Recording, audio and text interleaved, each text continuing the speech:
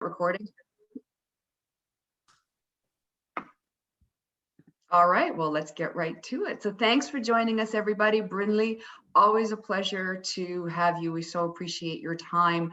You have so many talents. I think what I'll do is just perhaps give you the opportunity to introduce yourself, let you know that we're very grateful to have you with us, and have you take the floor. Of course. Well, first and foremost, Irene, thank you so much for having me. It's an honor and a privilege to always speak to agents and admin and help them in their businesses, especially our Canadian friends. I actually have one cousin who just married a Canadian, and they are actually going to have a baby. So they're pregnant. So I'm going to have a Canadian second cousin, I guess, right? Is that how it works? So I am familiar. They live in Barrie, right outside of Toronto, which is close to all of you. So I'm very familiar, and I'm just excited to be here. So those of you that don't know me, my name is Brindley Tucker. I will celebrate my 11th year with Keller Williams in November. I started at the market center level as a director of agent services. And over my time with Keller Williams, I have built an independent transaction management company, sold it, went into coaching for MAPS, and built a recruiting, training, and coaching company of my own, and now pour into that team. We have, between our recruiters, trainers, coaches, and our leveraged services, which is TC, listing management, marketing services, database. Basically, we're the only company that's a one-stop shop for leverage for agents. We are a team of 20. And so now my whole focus is leadership and leading others. So that's been my path and my journey of the last 2 years, is greatly failing forward in the way of leadership and people. And so what I have found as I'm being asked to speak right now is, everywhere we are, it's a highly, highly emotional driven arena. Whether it's in our businesses, whether it's dealing with buyers or sellers, it's dealing with lenders, it's dealing with our vendors, it's dealing with our husbands, our children, our wives, our partners. Emotions are high right now. There's a lot going on. There's still a lot of uncertainty. I know in your area, things here in the States are starting to open back up. There's this weird social anxiety that is now forming over people having to actually become social again. And so what I wanted to talk about today was a few things. I want to talk a little bit about stories, and the stories that we create and how we can reverse them. The stories that our clients might be creating and how we can reverse them. And then I'm also going to give you some tips on how to deal with overwhelm and how to organize yourselves in such a way that when you're feeling overwhelmed, we can do a quick 10 to 15 minute exercise that will underwhelm, get you more focused and structured to feel more productive. So I'm going to go ahead and share my screen. And the first thing I want to start with is not you to see my ugly presentation, but there we go, is the story wheel. Now, has anyone ever seen this before? I've seen it. Okay, so basically, as I go through this, and feel free to turn your cameras on. I don't judge. I like to see people's faces. If you saw the bottom half of me, you would see my PJs. So you're not gonna offend me if you're in a messy hair bun in your PJs. I'm no judgment. I'm here. I just love to see people's faces.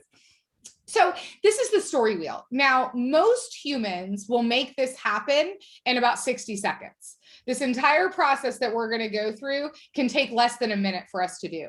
And we do this constantly throughout our day, right? So I'm going to take you through a very elementary example to kind of give you an idea of what this might look like. So I'm going to pick on Irene and Todd only because I know them and I know they work together. So we're going to say that Irene's in the office Todd's in the office one morning, and he's sitting at his desk, and Irene walks in and she just blasts right past him. She doesn't say hello. She doesn't say good morning. She doesn't greet him. Every other day of the week, she does. She typically stops, says hello, good morning, asks about his evening, asks about his, what's going on at home. But this morning she didn't. She just flew by, ignored him, and walked right past him. So Todd's going to have a reaction. He's human, right? It's something that's not normal. And so he might get a little upset, get a little hurt. Well, she didn't say hi to me. I wonder what that's about. And he immediately is going to go into judgment, and he's going to go internal. And he's going to say, I wonder why she didn't say hello to me. I wonder if it's that email I sent her yesterday. She hasn't responded to. I wonder if it didn't. I bet she's mad at me. I bet she didn't receive that email well. And so now she's ignoring me. And he's going to go into enough judgment. And once he's judged the situation enough, he's going to create a new story. And that new story is, I made her mad by sending her that email. Now she's upset with me. And that's why she didn't say hi this morning. And then what he's going to do is he's going to go collect evidence to support his story. So he's going to go over to Carol Lynn and he's going to say, hey, Carol Lynn, did Irene say hello to you this morning? And Carol Lynn's going to be like, yeah, we talked for like 20 minutes. She told me that her and Philip went to this great movie this weekend. Well, maybe not a movie, but they watched this movie at home and they had a great time. And they went and found this tunnel when they went on the hike with their kids. Yes, Irene, I look at your Facebook. And the kids went in, but Irene wouldn't go because she was super scared. And then Todd is like, see, she talked to Carol Lynn. She even told Carol Lynn about a super secret tunnel she found in the woods, but she didn't say hi to me. And then he's going to go over to David and he's going to say, David, did Irene say hello to you this morning? And David's going to be like, yeah, she did. She told me I needed to clean up the boxes in my office. And we had this whole 20-minute conversation, right? Because David, she would never say that to you, right? And we had this whole conversation about how I'm overwhelmed right now and everything is crazy. And Todd's going to say, see, she talked to David. She cares about David. She wants to help David clean up his office. She told Carol Lynn about her weekend and she's mad at me. And once he's collected enough evidence, he now has a new reality. And now everything he does, every interaction with Irene that day, every email he sends, every phone call is going to be based on that new reality, which means he might start walking on eggshells. He may not respond to her. He may think twice about a response. He may ignore her, right? Where in this story wheel could he have stopped the cycle? Where does he need to do the work in order to stop forming the new story that's going to lead to the new reality? Can anyone guess? Carolyn? His reaction when he reacts, just ask. Well, actually, okay, so it's the judgment, actually. The reaction will come. We're human, right? Our feelings are valid. Somebody doesn't say hi to us in the morning and we are a sensitive individual, it's going to hurt our feelings, right? Mm-hmm. Yet, just what you said, Carol Lynn, instead of going into judgment, what should we get into? Curiosity, right? So what if instead of going into judgment, Todd walked into Irene's office and said, hey, Irene, you didn't say hi this morning. Is everything okay? And Irene would have said, oh my goodness, Philip spilled coffee all over me in the car. I have a 9 a.m. call with Gary Keller. I had to get the coffee off my pants so I could be at my computer because it was 8:58 and I could not be late for Gary Keller. And Todd would say, let me get you a wet rag for your coffee stain. And then everything would be fine, right? But how much time and energy are we spending collecting evidence for stories that if we just started asking the right questions, we would save ourselves a ton of time. So my question to you is, what stories are you creating right now? What stories are you creating around your business? What stories are you creating around the market? And then what stories are your clients creating? And how are you working to reverse their stories? So take out a pen and a piece of paper. And I'm going to share with you a few questions you're going to ask to reverse a story. The first question you're going to ask is, what do I want the outcome to be? Mia, what did Todd want the outcome to be? He wanted the outcome to be that Irene said hello to him, right? He wanted the outcome to be to not be ignored. So the second question he needs to ask himself is, what do I need to shift in my thinking or my behavior to achieve that outcome? Because what can we control? Reactions. Exactly, ourselves. He can't control Irene, right? But he can control Todd. So Todd would ask himself, what do I need to shift in my thinking and my behavior? Well, I need to go ask Irene what's going on because I have control over that, right? And then the next question I want you to ask yourself is, what would you achieve by doing so? So what will you get? What will you receive by taking that action, by shifting that thinking or shifting that behavior? And in this case, Todd would have saved himself a lot of time and energy if he just would have gone to Irene and asked if she was okay. And then the last question I want you to ask yourself is, what will I do differently next time this happens? So what will I do what will I say to myself? What will I do to stay out of judgment? So next time Todd's going to say, I'm just going to jump right up and I'm going to ask. I'm not going to go into overthinking. I'm not going to go into judgment. I'm not going to go into story. I'm just going to ask her. Brindley, this reminds me, I think it was you who highlighted this last. You can't control your first thought, but you can control your second, right? 100%.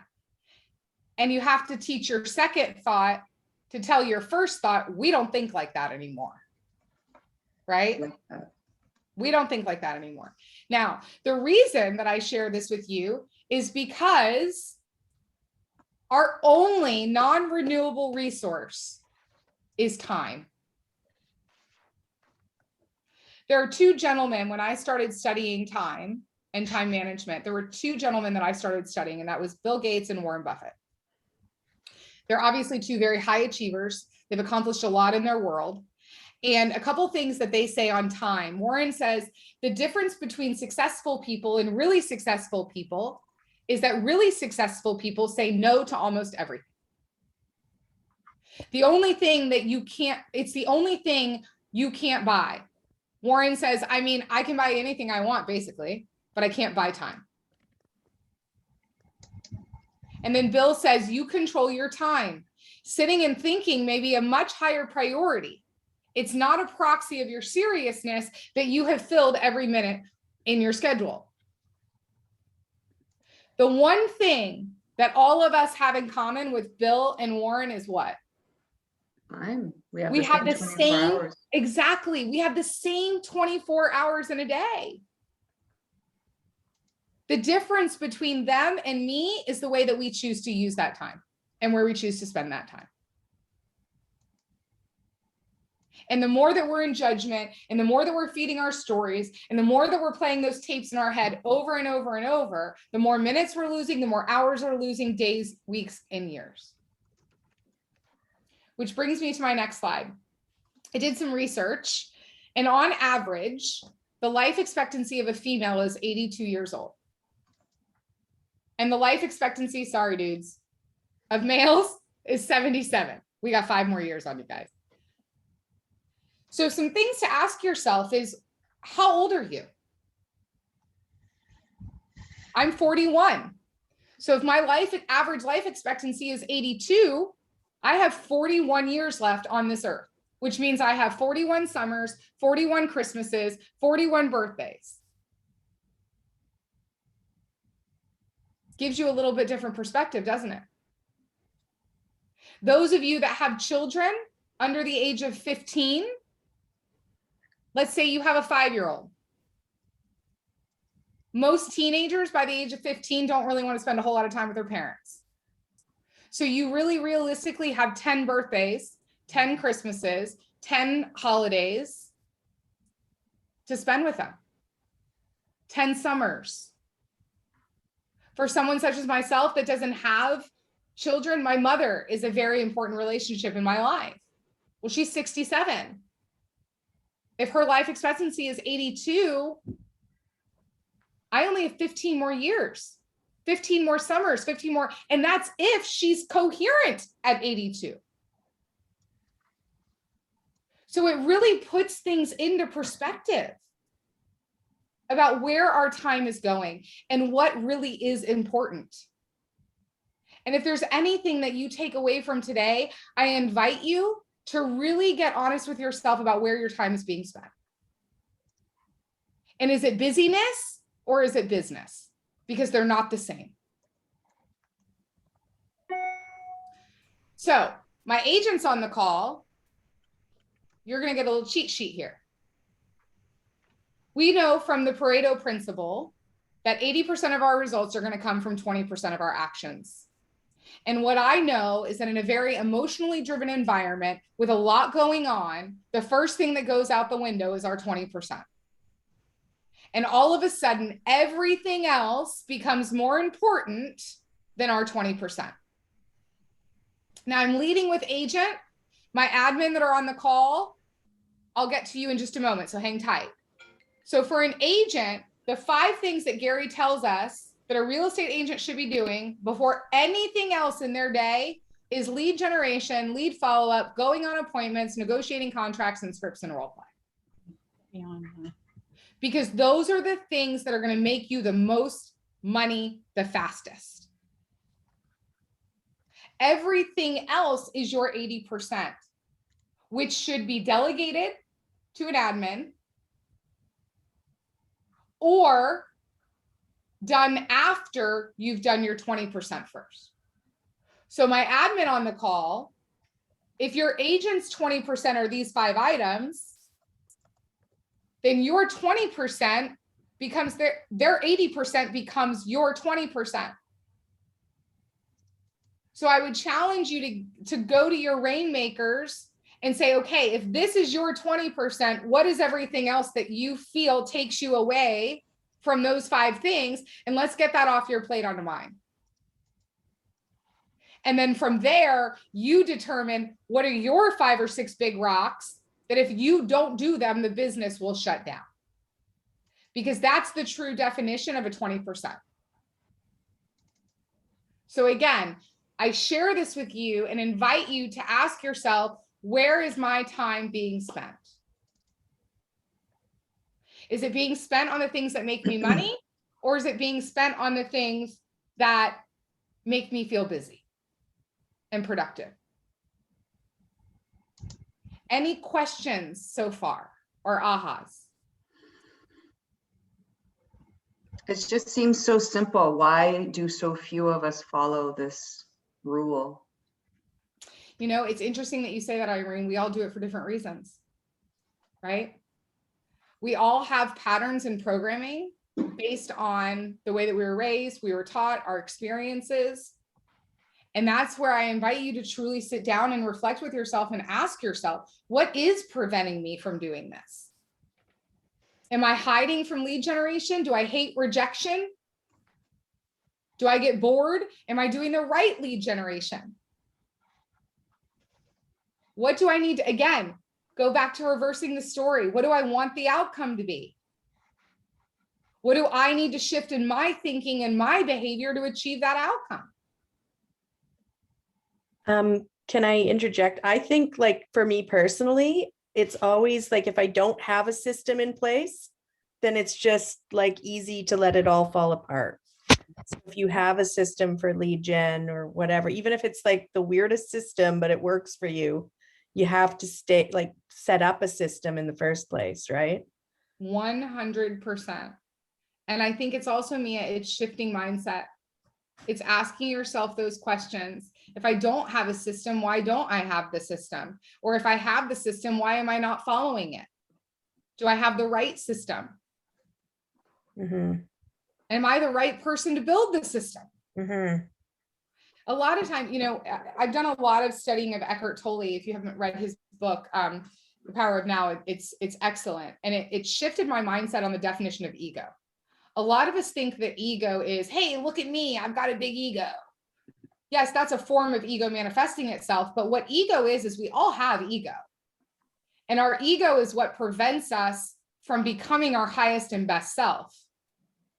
It just manifests itself in different ways.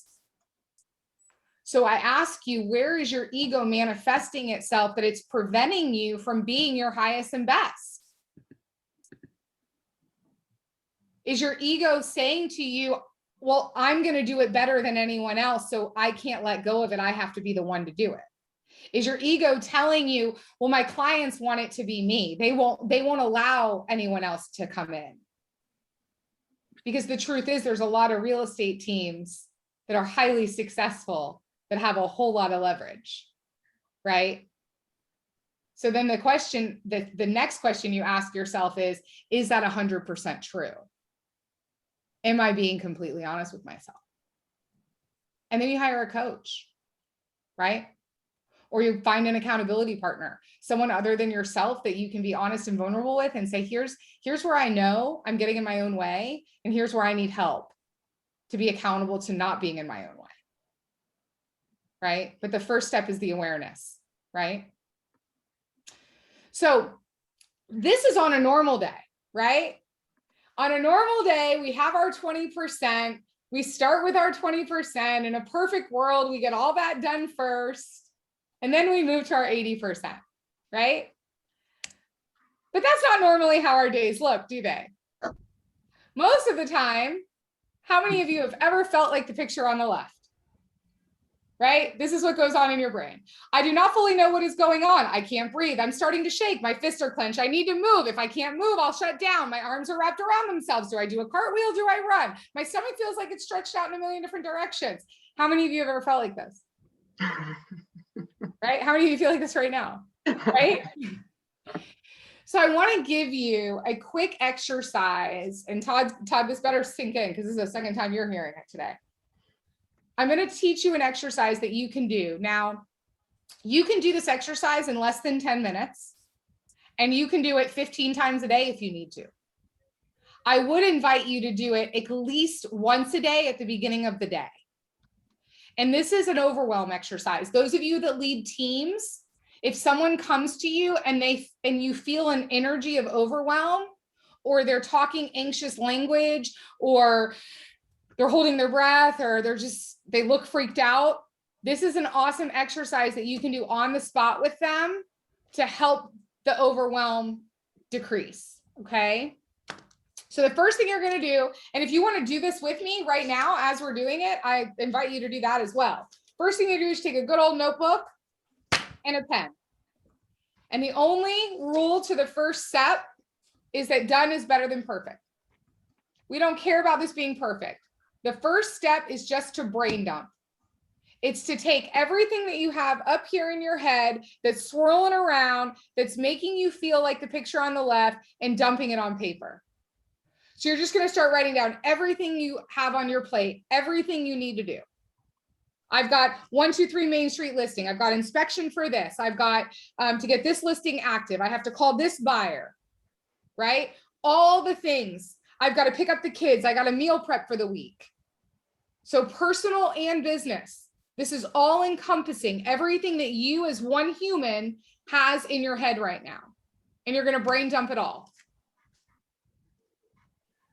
Again, no order of priority, no rhyme or reason, right? And then the second thing you're going to do is you're going to look at that brain dump list and you're going to ask yourself, is there anything on this list that someone else should be doing? Now, for some of you, it might just be you right now, right? Some of you that have teams, you may ask yourself that question, and Leslie, you say, yeah, I should probably let go of this and give it to my TC or give it to my assistant or give it to someone else, right? And then Janice, some of us might look at it and go, why am I cleaning my own toilets? It's time for me to go hire a housekeeper because I'm going to make more money on listing appointments than I am on my knees scrubbing my toilet, right? Once you've looked at the list and crossed off and written who you're going to delegate those items to, you're going to look at what's left and you're going to prioritize it. Now, there's only one rule to follow here. If you're an agent, I choose for you to prioritize in the order of the most money you can make the fastest. So I call it the hunt and kill, right? What can you hunt and kill the fastest? Because that's what gives you energy, right? and you go hunt and kill that first thing, and it's going to propel you and motivate you and give you the energy to get through everything else. Yeah. Right? Now, my admin on the call, you're going to prioritize, and the biggest rock or the biggest box you can check off and complete the fastest. Because that's what gives you the most energy. Right? And once you start checking off the big rocks, then you're able to propel forward. Does that make sense? So now what we should have is we should have a list of priorities in front of us. And the next piece is you're going to start with priority number 1, and you're going to ask yourself, how long is this going to take me? How long will this take me? And you might say, well, it's going to take me 2 hours, David. And then you might say, well, I don't need to do it in 1 2-hour block. I need an hour today and an hour tomorrow because that listing's going live tomorrow. And so you're going to write down 2 1-hour blocks. And you're going to allocate the amount of time for each item that you need. Everybody following me? So now you should have a prioritized list allocated with the amount of time each task will take you. And then the next piece is you're going to go put it on your calendar. And you're going to go time block it. And then you execute. Now, that took us, because I'm explaining it a little bit longer, right?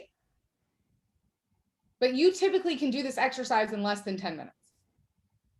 And it can be a quick reset to get you some structure back, get some breathing room, and set a plan. Brindley. Yes. I've been doing this for a long time, and I've been finding the more I do it, even before I get to the prioritizing, just even that brain dump makes everything feel better, because when you take it from here where it's all floating around together and then you put it on paper, you realize that it's actually not that bad. And if it is bad, the prioritization helps you figure out that not everything is important equally, right? Not everything 100%. matters equally. And it really helps. It really just helps calm my brain down for sure. 100%, 100%. And that's why I'm saying you can do this all throughout your day. Because a lot of us right now are feeling that, right? We're feeling that overwhelm. There's so much going on. But when we really put it down on paper and in reality, it's not nearly as big as we've made it in our heads, because the stories have been created. Janice's question is, how often do you do this for yourself? Are you asking how often Brindley does this, or do you mean just in general, Janice, how often you do it how often one does this for oneself? I think it really depends on you. It does. So I have folks that I invite you to start your day with this every day. I think if you make this a daily habit, that first thing when you come in the office, before you open the email, before you open the crazy, you just sit down and get everything that's up here on paper and get it prioritized, then you're already a step ahead going into your day. And then, go ahead. No, and I think to that, once you open your email, then make sure that whatever is in your email gets on paper rather than you responding to it right away, because that's when you start running out of time. And that's when everything starts to go crazy, as opposed to having it in front of you. You go, oh, okay, now I can respond to that email now that I've sat with it for a bit and thought about it. Yes, exactly. And that's a great segue into where I'm going next. And then Janice, I would also add, you can do this multiple times throughout the day, right? So let's say, like Irene said, you did it in the morning, you go into your 2 hours of lead gen, you come out, you check email, you reprioritize, and then you go execute, right? You go to an appointment, you come back to your office, you reprioritize, you execute. So it can be something you do completely throughout the day. Now, Rita had a question. What if the allocation is not accurate and you couldn't finish the task as planned? So that brings me to my next slide, which is time blocking. So I am a firm believer in time blocking. It is something that is taking me years to master. And if you look at my calendar, I am very much time blocked. My routine is time blocked from the time I wake up in the morning to the time I go to bed. There are various ways that you can time block. Here's what I would like you, if you don't hear anything that I say today, I would like you to hear this. Your time block is for you. Your time block is for you to ensure that you are being intentional with every moment of your day. Some people say, leave white space. If that's how your brain works, leave white space. Some people prefer to be highly time blocked from the moment they wake up to the moment they go to bed. If that's how your brain works, set your time block up accordingly. But your time block is for you. That's rule one. Rule two, and the myth that I want to debunk is that if you set a time block and you don't honor it, you're not a failure. You did not fail at time blocking. Time blocking is not meant to feel like a ball and chain. Time blocking is not made to make you feel handcuffed to your calendar. Time blocking is fluid. I would choose for you to write that down. Time blocking is fluid. Now, I know you're my Canadian friends. Do you all remember the game Tetris? Anybody remember Tetris on the Game Boy, right? That's how I want you to view time blocking, right? We lay out our time block schedule based on our 20% or based on our priorities, right? So you'll see in the picture on the left, I have number 1 or 20% item, number 2 or 20% item, right? We lay the foundational time block. And then every week, Sunday night, we go in and we adjust it. We move the Tetris pieces, right? Based on what the world actually looks like that week. And then every morning we come in and we look at our day and we move the Tetris pieces. But what's amazing is now when I go into my calendar in the morning, guess what I get to do? I get to delete things. So what does that feel like subconsciously? Pretty good. It feels like I'm getting time back, doesn't it? It's a mind hack. Instead of now trying to find time to fit things everywhere, every morning I'm like, sweet, I just got an hour back. What am I going to do today? If we're willing to build the muscle and build the habit, you can have the same freedom. I'll share a personal story with you. I've recently found out that I have black mold in my body that has caused a lot of health issues. I'm fine. It's all good. Yet I'm a high D, and my nutritionist and my bioindividualist doctor that I'm working with said, it's going to take 6 months. And I'm like, no, it's not. Where do I write the check? Right? Like, what's the fast, easy button? And she goes, well, you can go lay in a hyperbaric oxygen chamber every day for an hour and a half for 20 days. I'm like, done. 20 days versus 6 months, right? I value my time. And I will tell you that I'm spending every morning for an hour and a half in a hyperbaric chamber, and I'm still able to get everything done. And I truly only believe that that's because I've mastered my time blocking. And I know how to move the Tetris pieces. Brindley? Yes. Good question from Billy, and it fits right in with this Tetris section. What happens if you see a lot of squirrels? How do you unlearn the habit of being easily distracted? And DeAndrea asks, especially from home. Great, great question, Billy. First of all, you close the curtains and stop looking at the squirrels, right? And I know in Canada, you guys have black squirrels, don't you? And white. I'm being cheeky, right? Here's, first and foremost, you're going to have to build your bunker, right? And you're going to have to sweep for mines. So Boomerang is a great program for your email. Boomerang, it works in your Gmail. And what it allows you to do is pause your inbox. Emails will still go out. Emails will still come in. They just won't come into your inbox. Email is virtual stress. So when you have a solid time block, yes, Irene, read your one thing, it'll be in building your bunker. Once you have a solid time block in place, you may, Billy, if you have a high need for distractions, if you look at that picture, what do you see at 2 p.m.? I've built in time for distractions. It says 80% distractions. So that if a distraction comes up during one of my time blocks, I've already planned for it. That's number one. Number two is you're going to have to shut it down. So when you're in a time block, shut down the email, shut down the social media, put in the headphones, close the door, put a curtain over the window, whatever it is that distracts you.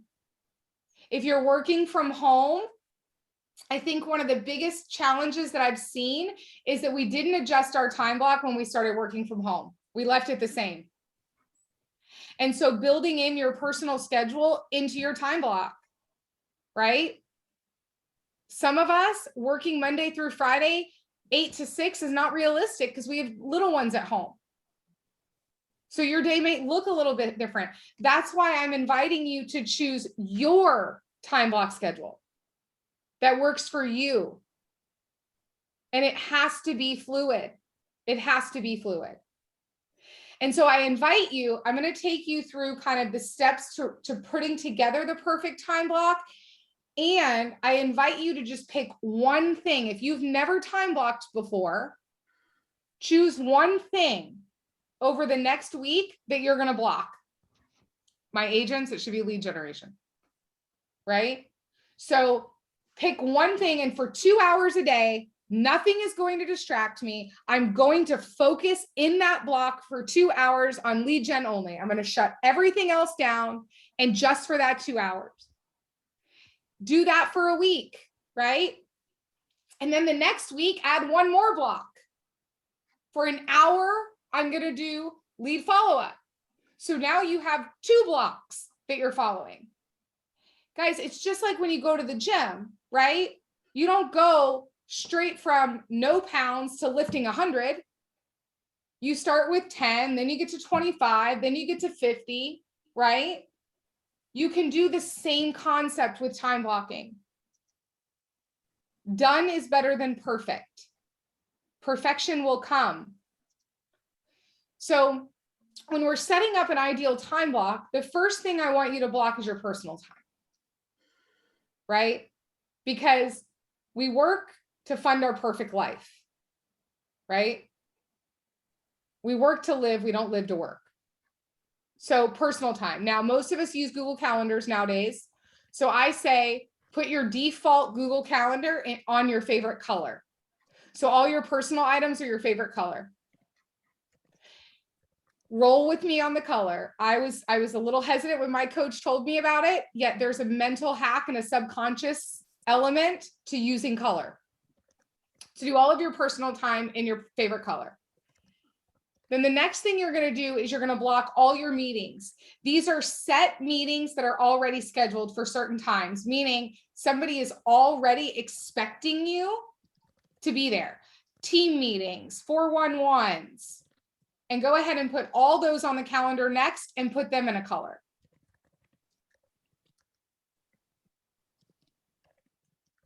And then you're going to identify your one thing, the one thing that such by doing will make everything else easier or unnecessary. Agents, let's lead gen.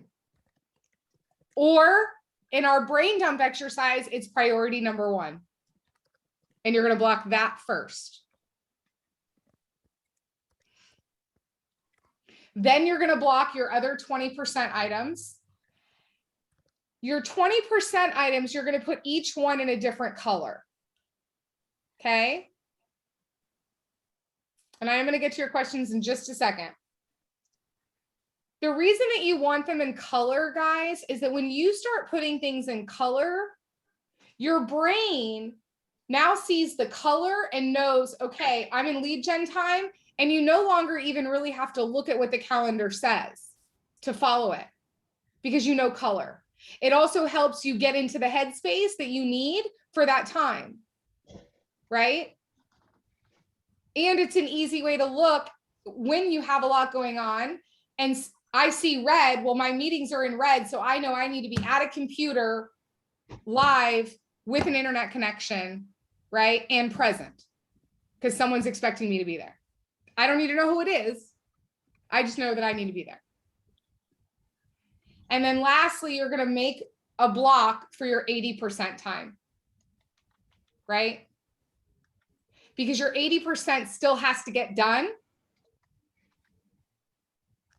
Yet I choose for you to write this down.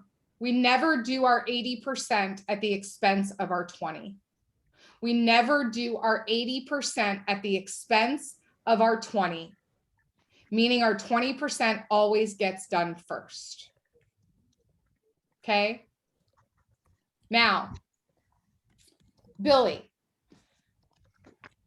work time blurring into professional time. Yes.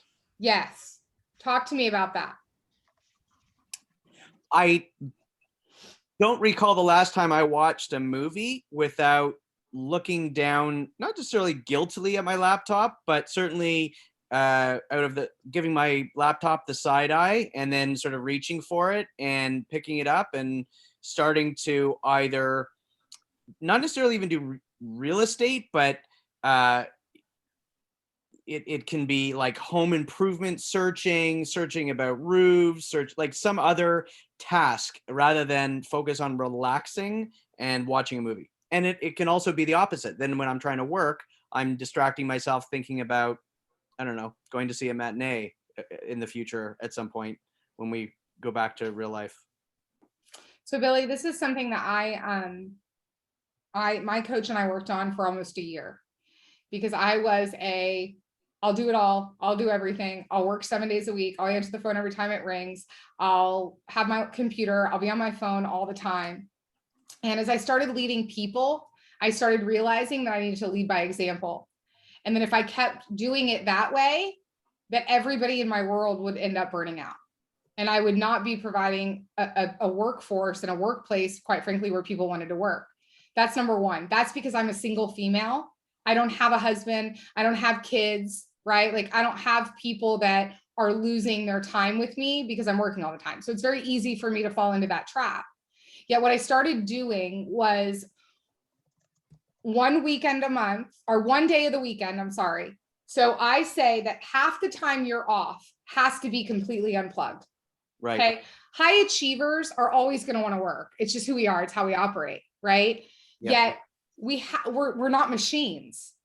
Right. I posted something yesterday that said it's expensive to be healthy and it's expensive to be sick. You get to choose where you want to put your money. Right. And it's the same way with burnout. It's difficult. It's simple, not easy to take time off. And it's simple, not easy to have God or the universe force you to take time off. It's your choice. Do you want to have control over it, or do you want to not have control over it? Because it's going to happen, right? And so what I started doing was I made a commitment that on the weekends, one day out of the weekend has to be completely no work. And then one 3-day weekend a quarter, which means from Friday morning to Sunday night, I'm completely unplugged. My phone is off. It goes somewhere. I have no electronics. I have no phone. And I can tell you without a shadow of a doubt that my productivity and my internal happiness increased when I started doing that. And also, guess what? What? No one died. I didn't lose my business. My clients were understanding. My employees were even more understanding. Because I said to myself, what if God decided that I needed to unplug for 3 days? Then what would I do? I'd figure it out, wouldn't I? I would have to. Somebody would have to figure it out. Right. So I know this seems like a kind of a cop out, but it's a choice. It is a choice. We have a choice. That's number one. Number two is that when, and Mia, you know, I would go back to the questions I asked at the beginning of the presentation. What is it going to feel like when your kids are 18 and they don't want to spend their birthdays with you anymore? They don't want to spend their holidays with you anymore. And you have to say to yourself, wow, I chose my clients over my kids. Well, that's why I'm here today. Yeah. Right. And guys, you know, if you want true accountability, go to dinner tonight with your kids and tell them that you're making a commitment to be present. And that's the highest level of accountability you'll ever get. And here's the second thing. Most of the time, the reason people do things is because we allow them to. For the most part, people are reasonable. For the most part, people will take the second option if we offer it. We just feel obligated because we're coming from a place of scarcity, right? To make it work. But I don't know about you, but I can't walk into my neurologist's office and say, you need to see me right now. Right? I have an electrician coming. It's a big job. And that dude gave me a date a month out. Right? And I'm like, well, I want it done by a great professional. I'm going to wait. Most people will wait if they're given the option. We train people how to treat us. 100%. We teach people how to treat us. And so what I would choose for you, Mia, is if you know that you're working with a lot of buyers right now and you're working with a lot of young professionals, yes, the majority of their time for showings is going to be in the evening or on the weekends. So you just adjust your time block accordingly. You go play hooky on a Wednesday. Yeah. Right? Mhm. And you set up your appointment schedule in your time block. So if you're going to do 2 appointments a day and that's your goal, put your 2 appointments in a day. They're already set, right? Yeah. And then if Claudia calls you and she's the buyer and she says, I can only do 3 o'clock on Wednesday, well, then you just play Tetris. You just move the Tetris pieces, right?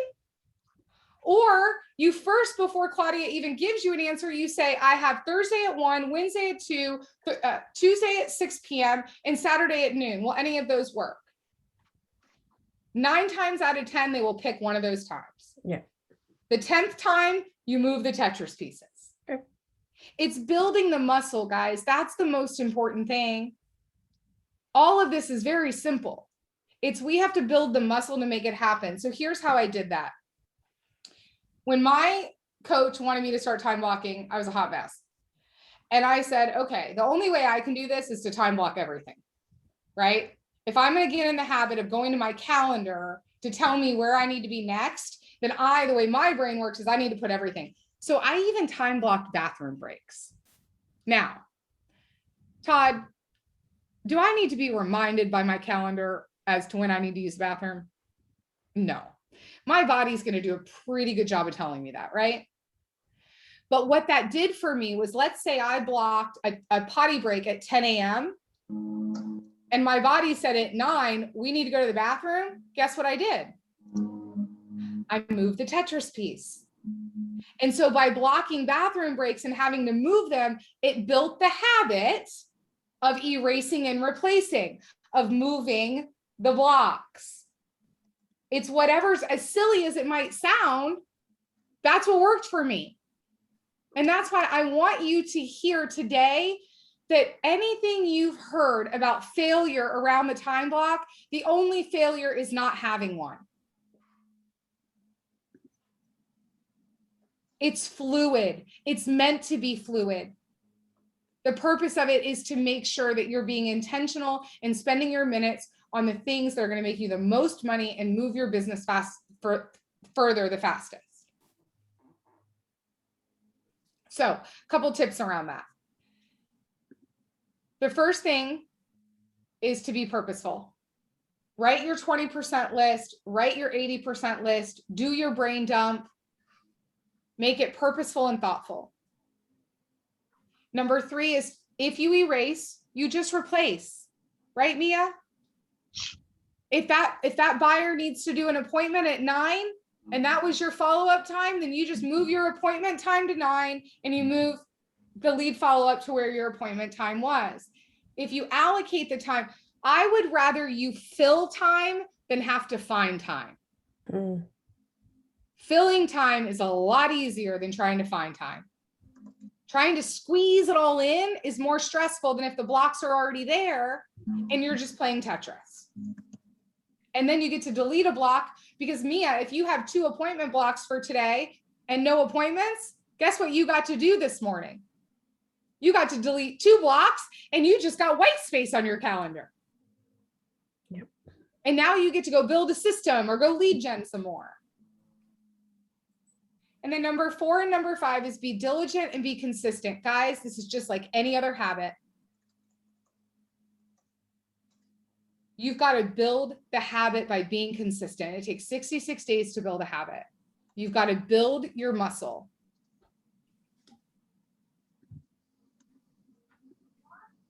Now, this also is going to require you to make sure that you're not doing things you shouldn't be doing. So that takes me to identifying your unique abilities. Create a not to do list. Create a stop doing list. These are the things that I should not be doing because they really don't matter. What are the things that we're doing that if we stop doing them, no one would even notice? Because we're wowing ourselves, not our customers. Because this is the way we've always done it, or it's always been that way. Or we have to, or we should, right? And the next thing is that you never have to say no again. And we should never create an environment of saying no, why? No, I can't do that because I have another appointment at that time. Well, that doesn't feel good, does it? So I'll give you an example. I spend my summers in Bellingham, Washington, and I had arrived and I walked into the KW office there and a gentleman walked in that knows me and he said, "Oh my gosh, you're here. I want to have dinner." And the people pleaser in me a year ago would have been like, "Oh my goodness, he's important. I got to get him on the calendar. Like, I got to be available in 3 days." So I pulled up my calendar and I looked at it and I said, "I'm available." And the date was 3 weeks from the day we were standing there. And guess what he said? "That's awesome. What time?"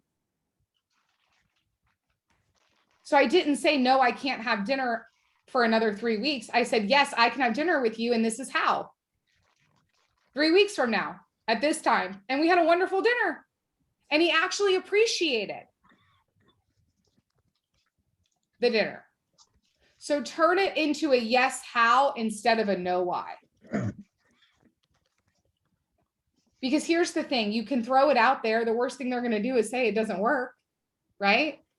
The best thing they're going to say is it works. Yet you won't know either if you don't ask. Does that make sense? Okay, so we have about 5 minutes left, and I like to open up the last 5 minutes to throw me your limiting beliefs, throw me your challenges, throw me your questions. And I hope this was helpful. I hope I didn't waste anybody's time because that's the last thing I'm gonna do. I can't believe that was a whole hour. When you said 5 minutes left, I'm like, what? It's crazy, isn't it? I'm lost. Yeah, that was amazing. Guys, you've got an awesome coach here. Please send us your questions or ahas. We'd love to hear what you've learned. That's always great for the instructor and for the rest of us too. Yeah. I'm definitely going to, as soon as we get off this call, I'm going to create my not to-do list because I love to-do lists, but they get so overwhelming that I think a not to-do list is much more helpful for me. You know, it's interesting because the thing, Mia, about that is that we do this every day and we tend to have higher expectations on ourselves than our clients even know to have, right? Because the last time they bought or sold a house was 10 years ago, if ever, right? Mm-hmm. So we create the unrealistic expectations by thinking that we have to answer the phone right away and be right available, or we're going to lose the deal. No, we set the expectations up front, right? So I think that's a great place to start is where am I creating the bottlenecks in my world by holding myself to unrealistic expectations that the client doesn't even know exist. Yeah, I like that. Right?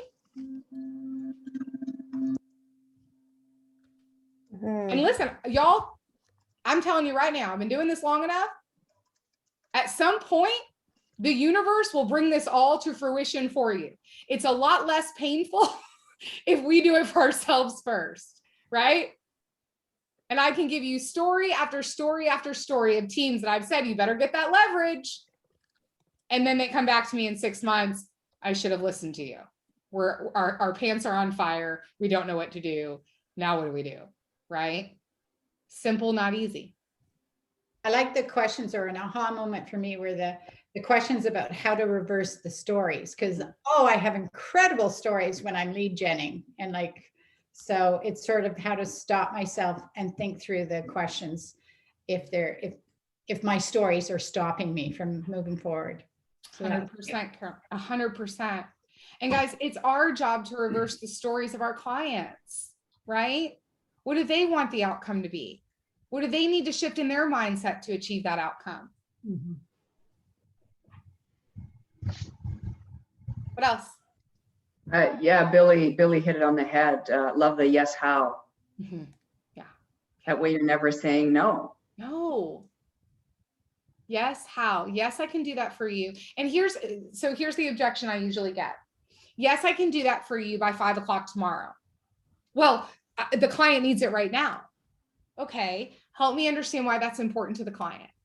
Well, I told them they would have it by the end of the day. Okay, wonderful. If I reach out to the client and explain to them why we need it by tomorrow, would that work for you? How do we find a win-win solution? Most people are forgivable and reasonable, right? And we set the pace. If we're reactive, guess how they are? So here's something to write. I would choose for you to write down. When emotion is high, logic is low. When emotion is high, logic is low.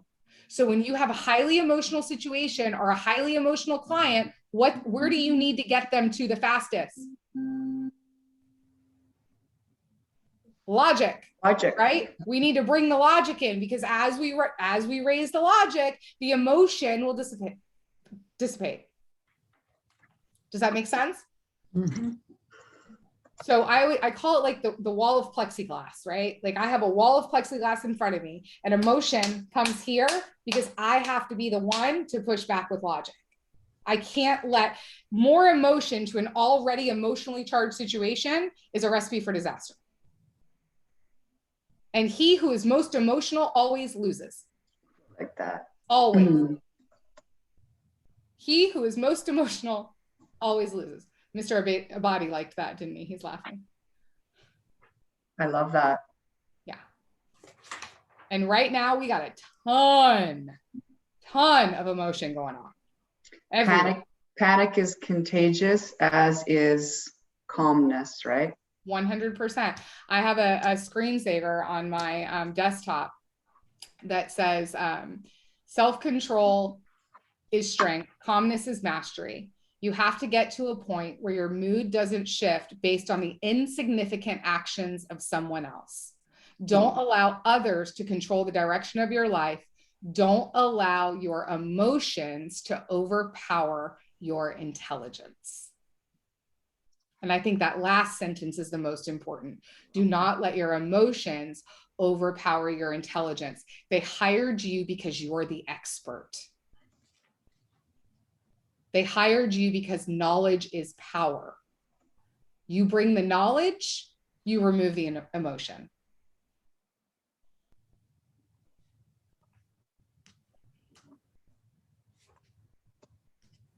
I hope this was helpful. And if you guys need anything at all, you can always reach out to me. Irene has my contact info. I will also put it in the chat. Yeah, put it in the chat, Brindley. That was awesome. Thank you. I know that there are people on this call that don't have teams yet. They need admin, they need help. They just haven't quite figured out how to do it yet. So Brindley's coaching is all encompassing. And if you need something that she can't help with, she'll give you the resources to help you. 100%. And I'd love to come back and teach and give you guys value, anything that you need. So your family, reach out, and I will see all of you soon. Thank you so much. All right. Bye, guys. Bye, everybody. Bye, thank you. Thanks for coming, guys.